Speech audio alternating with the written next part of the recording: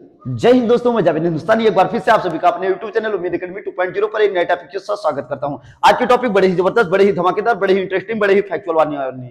यानी कि आज आपको बहुत कुछ इस क्लास से सीखने को मिलेगा भैया। इस क्लास को पूरा देखिएगा, बड़ी ही इंटरेस्टिंग वीडियो है। क्योंकि ये दिखने में तो क्लास 5th की एनसीईआरटी है, लेकिन NCERT is the soul of UPSC. ये यूपीएससी की आत्मा है। एनसीईआरटी समझ गए ना तो रामबाण है, इससे बाहर कुछ नहीं है भैया। हवाबाजी नहीं कर रहा है टीचर यहाँ पे खड़ा होके। आपको एनसीईआरटी समझना पड़ेगा। एनसीईआरटी समझ गए ना तो आपको मंजिल मिल जाएगी, क्योंकि ये रास्ता पहली स्टेप है आपके, ये पहला स्टेप है भैया आपको मंजिल तक पहुंचाने के लिए। तो क्लास 5th से हम हर लोग क्लास 6 से एनसीईआरटी स्टार्ट करते हैं, लेकिन हमने 5th से स्टार्ट किया है। आज ये शायद हमारी पहली यूनिट की, यानी जो ज्योग्राफी वाली यूनिट चल रही थी उसकी ये लास्ट क्लास होगी। 3 लेक्चर हमने ऑलरेडी डाल दिया है, ये हमारा चौथा लेक्चर होने वाला है। आप देखिएगा, इसमें ज्यादा ना बात करते हुए सीधे हम टॉपिक पे बात करते हैं। जलवायु परिवर्तन क्या होता है? आप सबसे पहले जलवायु को समझ लीजिए भैया। जलवायु के अंदर परिवर्तन, आप जलवायु वो चीज होती है, जलवायु यानी काफी आप लोग बचपन से पढ़ते आ रहे हैं, जो क्षणिक कालिक मतलब परिवर्तन हो उसे मौसम कहते हैं। मतलब अभी कुछ और है, उसके बाद कुछ और है, यानी शीघ्र परिवर्तन को मौसम कहते हैं। जो काफी लंबे समय के बाद धीरे धीरे परिवर्तन होता हो, यानी जिसका प्रभाव हमें 100-150 साल के बाद देखने को मिलता है, उसे जलवायु परिवर्तन बोलते हैं। क्या बोलते हैं? उसे जलवायु परिवर्तन बोलते हैं। इसके बहुत से फैक्टर होते हैं, बहुत से कारण होते हैं। ग्लोबल वार्मिंग, और उसके बाद में ओजोन परत में छिद्र, भूस्खलन, ये सब बाद में हम देखेंगे। उसके बाद डीपली जब जाएंगे, 6 में जाएंगे, पूरा एकदम निष्पक्ष तरीके से बताएंगे कि कैसे क्या होता है। अभी तो हम 5th की पढ़ रहे हैं ना, तो उसी बेस पर पढ़ेंगे बाबू। अगर एनसीईआरटी की मेरी क्लासेस आप लोगों को अच्छी लगेगी ना, तो इस सीरीज का पूरा आनंद उठाइएगा, बहुत मजा आने वाला है। आप देखिएगा कि हम जानते हैं कि सुबह एवं शाम दोपहर की अपेक्षा ठंडे होते हैं। आप एक चीज हम अभी आप लोगों को बता रहे हैं भैया। अभी हम आपको बता रहे हैं कि देखो क्लास 5th में हम लोगों को जागने के लिए, देखो क्लास 5th में इतनी बड़ी बड़ी बात बता रहा है, लेकिन हम लोग इसे पढ़ करके हवाबाजी में छोड़ देते हैं। हम लोग हवाबाजी में छोड़ देते हैं कि अरे इसको तो वैसे ही लिख दिया है लेखक ने, एनसीईआरटी वालों ने। एनसीईआरटी वाले बड़े समझदार होते हैं। देखो हम जानते हैं कि सुबह एवं शाम दोपहर की अपेक्षा ठंड होती है, या क्या आप जानते हैं कि इसके पीछे का क्या कारण है? हमें याद रखना चाहिए कि सूर्य हमेशा गर्म होता है। इन्होंने ये बताया कि जैसे दोपहर के समय सूरज बहुत बिल्कुल अपने जवानी की अवस्था में होता है। जवानी में लोगों देखो, लोगों के अंदर कितना जोश आता है, कितनी गर्मी होती है, तो सूरज के अंदर बड़ी गर्मी होती है। तो उसीलिए दोपहर के टाइम में बहुत ज्यादा गर्मी रहती है, और सुबह के वक्त सूरज निकलता नहीं है, ठंडी रहती है। शाम के वक्त में सूरज ढलने की यानी बुढ़ा हो जाता है, तब थोड़ा मतलब हल्का हल्का ठंडक आने लगती है। लेकिन इसके पीछे जब आपको और डीपली पढ़ाएंगे तब आपको पता चलेगा बाबा कि क्या होता है। ये जो किरणें आती हैं सूरज की, प्रकाश विकिरण के रूप में आती हैं, तो ये क्या होता है? ये दीर्घ तरंगों के रूप में आती हैं और लघु तरंगों के रूप में धीरे धीरे जाती हैं। तो इसलिए क्या होता है, बहुत देर तक जाते हैं, तो शाम को हमें ठंडक मिलती है। रात के बाद में दूसरे वाले पहरे में, क्योंकि ये गर्म होती हैं, तो गर्म वाली पूरी जब चले जाते हैं किरण, तब उसके प्रकाश की किरणें, तब जाके हमें ठंडी एहसास होता है। ये आगे वाली क्लास में पूरा कॉन्सेप्ट क्लियर कराएंगे, लेकिन यहाँ इन्होंने केवल 5th को आपके समझाने के लिए, सूरज को बताने के लिए, कि सूरज की ऊर्जा को बताने के लिए इतनी बात बताई है। आप देखेंगे कि क्या हम प्रतिदिन यानी रोजाना, क्या होता है, हम रोजाना टेलीविजन पर मौसम के बारे में सुनते हैं, समाचार पत्रों में भी प्रतिदिन मौसम की स्थिति का पूर्वानुमान दिया जाता है। पूर्वानुमान का मतलब ये बताया जाता है कि आज बारिश होने वाली है शायद, या आज धूप निकलने वाला है, या आज कोहरा पड़ने वाला है। इसे पहले ही बता देना, इसे पूर्वानुमान कहते हैं, यानी अनुमान लगाना, कोई फिक्स नहीं है।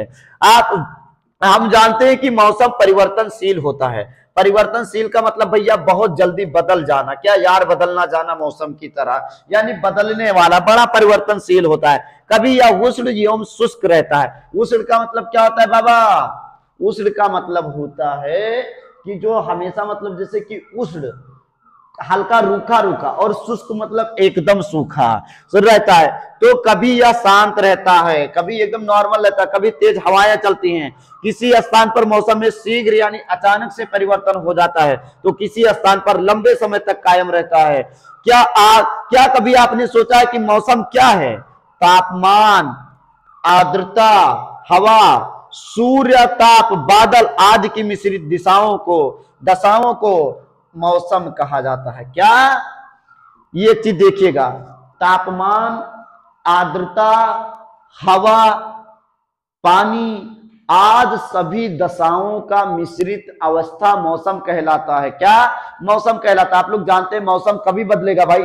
हवा के माध्यम से मौसम बदल जाता है, यानी जो तुरंत बदल जाए, हवा के माध्यम से, पानी के माध्यम से, आर्द्रता के माध्यम से, तो इन सारी चीजों के माध्यम से जो बदल जाता है उसे मौसम कहते हैं, उसे मौसम कहते हैं। ज्यादा डीपली जाने की जरूरत नहीं है, ठीक है। आप देखेंगे किसी क्षेत्र में एक ही समान मौसम में लंबे समय तक अस्थायी रूप से रहना ऋतु सीजन कहलाता है। क्या कहलाता है? एक चीज देखिएगा, मतलब एक ही तरीके से काफी लंबे समय तक मौसम रहना ऋतु कहलाता है। क्या?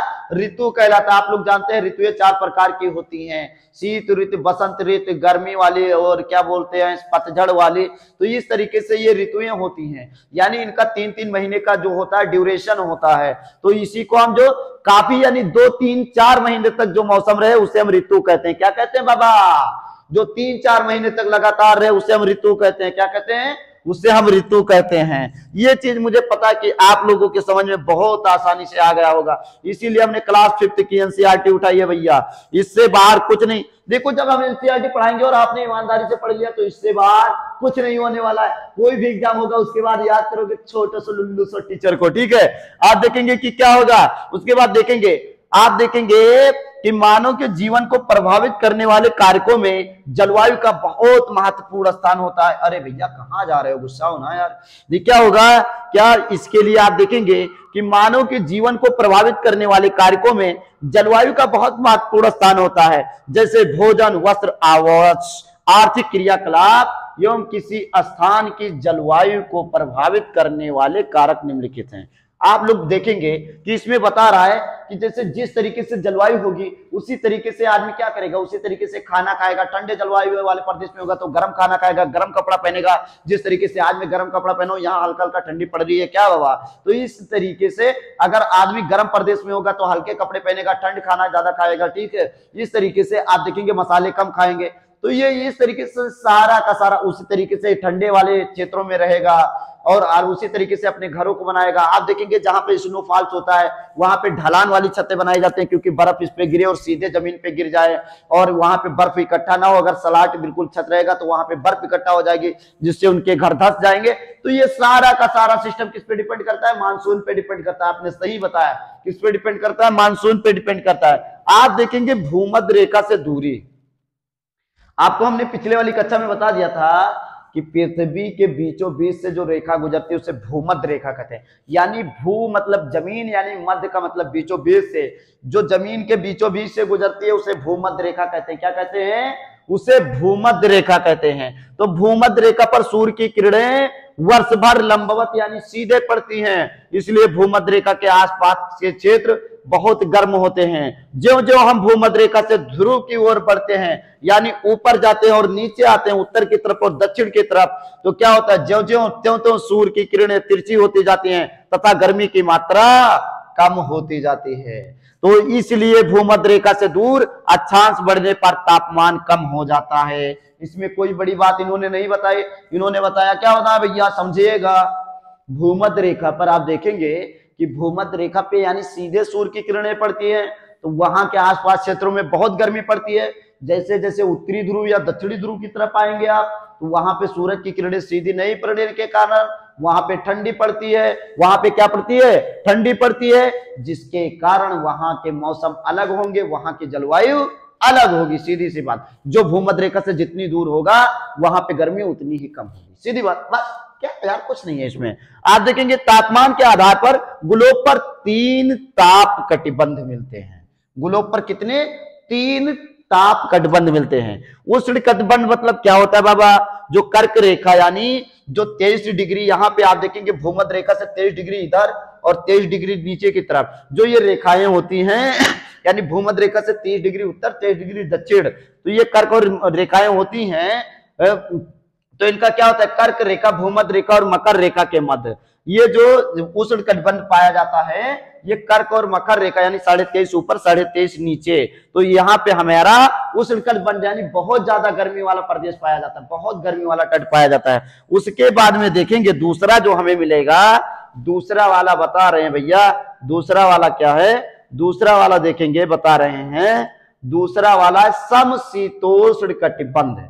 क्या है, समशीतोष्ण कटिबंध। तो समशीतोष्ण कटिबंध के बारे में ये दूसरी वाली स्लाइड में बताए हैं कि जो कर्क रेखा यानी आर्कटिक रेखा और शीत कटिबंध के मध्य, यानी जो ऊपर वाला शीत कटिबंध है बाबा, ये यहाँ पे शीत कटिबंध, ये वाला बीच वाला भाग जो बता रहे हैं, बीच वाला भाग बता रहे हैं, यानी इसमें क्या भूमध्य रेखा से ऊपर यानी कर्क रेखा से ऊपर और जो शीतोष्ण वाला प्रदेश है, जहां पे शीत प्रदेश है, उसके बीच का यानी गर्मी और ठंडे प्रदेशों के बीच का क्षेत्र, इसे शीतोष्ण बोलते हैं। क्या बोलते हैं, समशीतोष्ण बोलते हैं। अब उसके बाद शीत कटिबंध बोलेंगे। क्या, अब जो तीसरा होता है शीत कटिबंध होता है, जहां पे जो यानी ये ध्रुवों के आसपास 66.5 डिग्री से उधर ऊपर की तरफ होता है, तो ये ध्रुवों के आसपास हमें क्या मिलता है, शीत कटिबंध मिलता है। क्यों, शीत तो आप जानते ही बड़ी ठंड होती है ना, क्योंकि यहाँ का जो क्षेत्र होता है, ये जो जोन होता है बड़ा ठंडा जोन होता है। क्या होता है, बड़ा ठंडा जोन होता है शीत कटिबंध।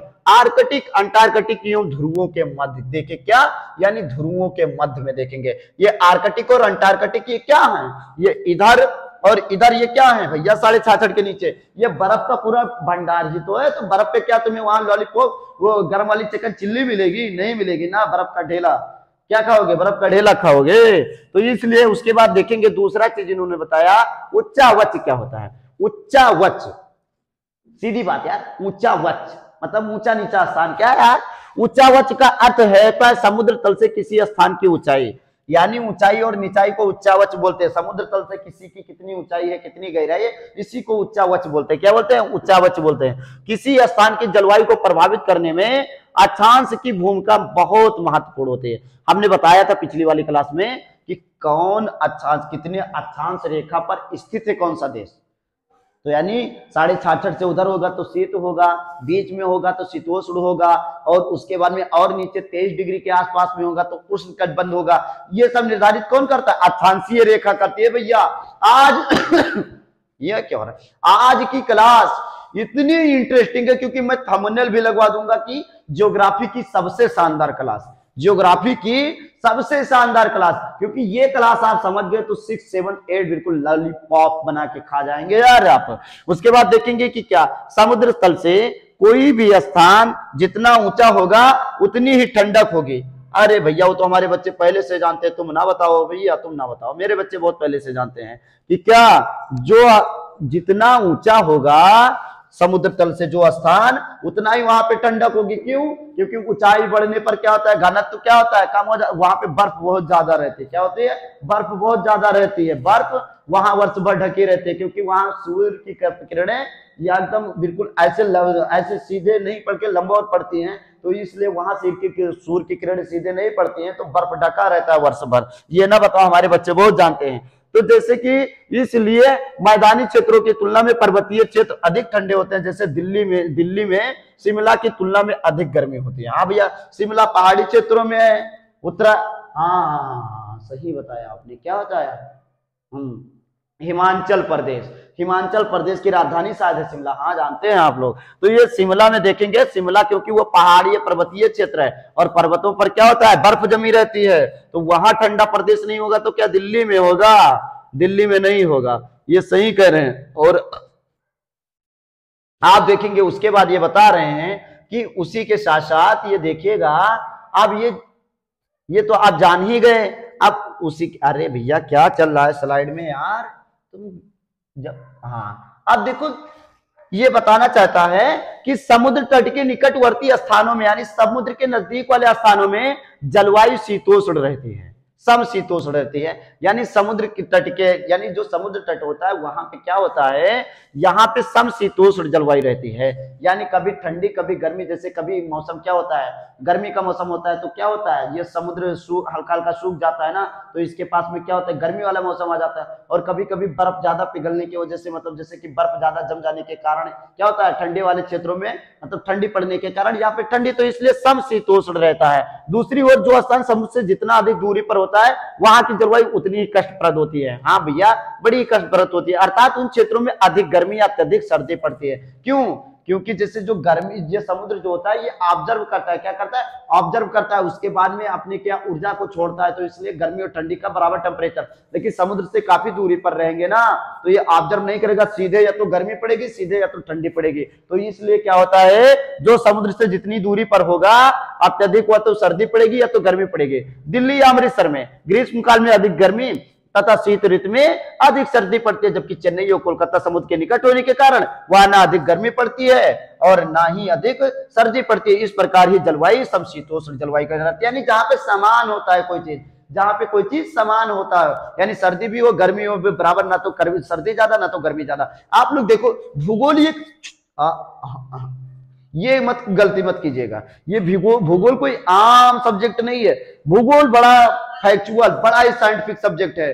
सारे सब्जेक्ट अगर मुझे देना हो ना, सारे सब्जेक्टों का अगर गुरु में मुझे देना हो, अगर बताना हो तो मैं भूगोल को दे दूंगा, क्योंकि भूगोल से खान पान, जीवन यापन, शादी ब्याह सब भूगोल पर डिपेंड है भैया, सब कुछ भूगोल पर डिपेंड है। क्योंकि भूगोल के बिना सब जगह सुना सुना लगे जब कोई ना हो अपना, यानी भूगोल नहीं तो कुछ नहीं। आप देखेंगे क्या जलवायु में उपयुक्त अंतर मिलने का प्रमुख कारण है भूमि यथाशीघ्र गर्म एवं ठंडी हो जाती है। दूसरी ओर जल के गर्म एवं ठंडे होने के क्या होता है, समय लगता है। इसलिए तटीय प्रदेशों की जलवायु सुखद एवं आंतरिक प्रदेशों की कष्ट। देखेंगे, ये देखेंगे कि क्या होता है, जलवायु में उपयुक्त अंतर मिलने का प्रमुख कारण है भूमि या यथाशीघ्र, यानी बहुत ही जल्द गर्म, जो जमीन होती है बहुत जल्दी गर्म हो जाती है, और दूसरी ओर जल के गर्म या ठंडा बहुत जल्दी ठंडी हो जाती है। तो इसलिए तटीय प्रदेश यानी जो समुद्रों के तट के पास होते हैं, इन प्रदेशों की जलवायु सुखद, आंतरिक प्रदेशों के कष्टप्रद होती है। यानी जो इनके आसपास होते हैं ये कष्टप्रद होते हैं, लेकिन जो दूर वाले होते हैं ये सुखद होते हैं। आप लोग देखेंगे कि क्या देखेंगे, उसके बाद हवाओं की दिशाएं, हवाओं की दिशाएं आप लोग ये चीज देखिएगा, हवाओं की दिशाएं, हवाओं की दिशाओं से किसी स्थान का तापमान प्रभावित होता है। हाँ भाई, जिस तरीके से हवाएं चलेंगी, अगर समुद्र से उठा के आर्द्रता भरी वाली हवाएं चलेंगी तो ठंडी हवाएं चलेंगी, शुष्क एरिया में हवाएं चल रही है तो गर्म हवाएं चलेंगी, बालू रेत को साथ में लेकर चलेंगी। तो इसलिए हवाओं के हिसाब से क्या होता है, हवाओं की दिशाओं के स्थान पे तापमान प्रभावित होता है। अगर हवाएं ठंडे प्रदेशों से होकर बहती तो वहां मौसम ठंडा होगा। दूसरी ओर अगर हवाएं गर्म प्रदेश से होकर गुजरती हैं, जैसे उष्ण मरुस्थल, तो वहां गर्मी होगी। मैंने सारी बात पहले ही बता दी, मेरे बच्चों से क्या बता रहे हो लुल्लू सा बात, ये तो मेरे बच्चे पहले ही जान गए। तो वहां गर्मी होगी। ठंडी हवा किसी स्थान के तापमान में कभी लाती है, जबकि गर्म हवाएं किसी स्थान के तापमान में वृद्धि लाती हैं। क्या होता है, गर्म हवाएं तापमान में वृद्धि लाती हैं, ताकि ठंड हवाएं जो होती है वो तापमान में कमी लाती हैं। क्यों? क्योंकि ठंडा होने के कारण क्या होता है, तापमान में कमी आती है।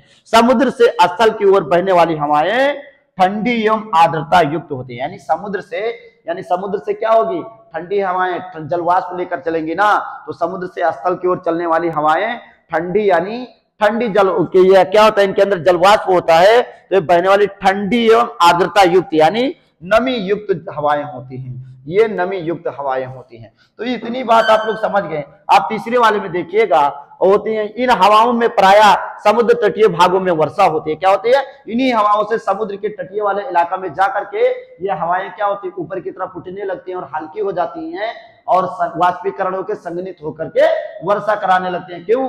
क्योंकि ये जो बूंदे होती हैं आपस में टकरा करके वाष्प पैदा कर देती हैं, और वाष्प पैदा करने के बाद में ये क्या होता है, जल के रूप में इकट्ठा होकर के गिरने लगती हैं। आप देखेंगे कि क्या पर्वतीय ढाल भैया, माउंटेन बैरियर्स, समुद्र से आने वाली आर्द्रता युक्त हवाएं जब पर्वत या पठार से टकराती हैं तो ऊपर उठकर सम्मुख यानी उसी के समान भागों में क्या होती है, वर्षा कराती हैं, जबकि पर्वत के विमुख भागों में नहीं हो पाते, क्योंकि उसके दूसरी ओर में, पर्वत के जो दूसरी ओर यानी विमुख वाला भाग होता है वहां वर्षा नहीं होती। क्यों? हवाएं जाती हैं सीधे टकराती हैं और ऊपर टकराई, एक ऊपर उड़ गए भैया, और सूर्य के प्रकाश में क्या होगा, वहां पे अवशोषण होगा। सूर्य के प्रकाश के गर्मी के कारण वहां पे जलवाष्प बनेगा, जलवाष्प बनने के कारण, भाप बनने के कारण क्या हो जाएगा, बारिश होने लगेगी। क्या होने लगेगी? इसलिए इन क्षेत्रों को वृष्टि छाया कहते हैं। क्या कहते हैं? रेन शैडो क्षेत्र कहा जाता है। क्या कहा जाता है? वृष्टि छाया प्रदेश कहा जाता है। ये चीज आप लोग ध्यान दीजिएगा, वृष्टि छाया प्रदेश।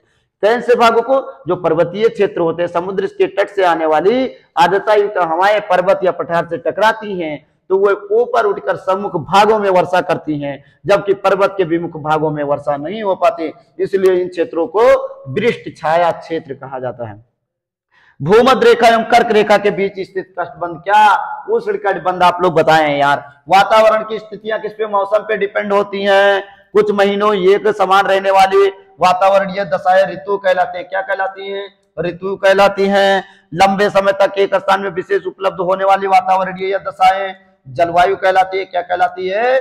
जलवायु कहलाती है। तो मुझे विश्वास है आज की क्लास आप लोगों को बहुत अच्छी लगी होगी। एक फ्लो में जिस तरीके से हमने पढ़ाया है उसी तरीके से एक फ्लो में आपको समझ में आया होगा। धन्यवाद, फिर मिलेंगे नेक्स्ट क्लास में।